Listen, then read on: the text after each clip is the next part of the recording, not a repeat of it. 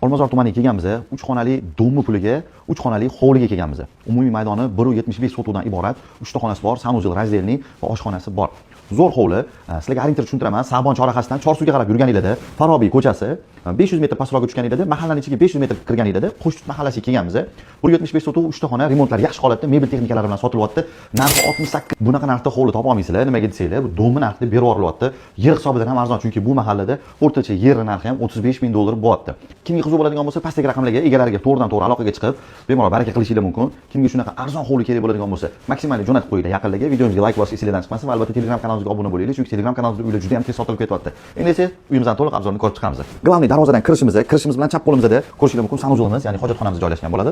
Keyingi xonamizda ko'rishingiz mumkin, bu yoqda mana hammomimiz joylashgan bo'ladi. Va bu yoq tomondan yurib boramiz, o'zini kompaktniy, kattagina mana hovlisi ham bor, ko'rayotganingizdek. Bu yoq tomon mana birinchi xonamiz, ko'rishingiz mumkin. Mana kattagina xonamiz. Va bu yoq tomonda yana bitta spalniy xonamiz bor mana. Bu yoqdan chiqib kelar ekanmiz. Bu yoq tomonda oshxonamiz joylashgan bo'ladi. Mana bu yoqda mana oshxonamiz. Oshxonamiz ham kattagina, ko'rishingiz mumkin, tapchanli zonalar qilingan, bemalol stolovoy zona, o'tirib ovqatlansanglar bo'ladi. Ko'rayotgan mebel texnikalar hammasi qoladi. Bu yoqda yana bitta kattagina xonamiz mana. Ko'rishingiz mumkin. Remontlari yaxshi holatda. Kimga qiziq bo'ladigan bo'lsa, pastdagi raqamlarga egalariga bemalol aloqaga chiqib baraka qilishingiz mumkin. Videomizni maksimal yaqinlarga tarqatinglar. Like bosib, esingizdan chiqmasin. Uy uchun, sizlar uchun maxsus salomat bo'linglar.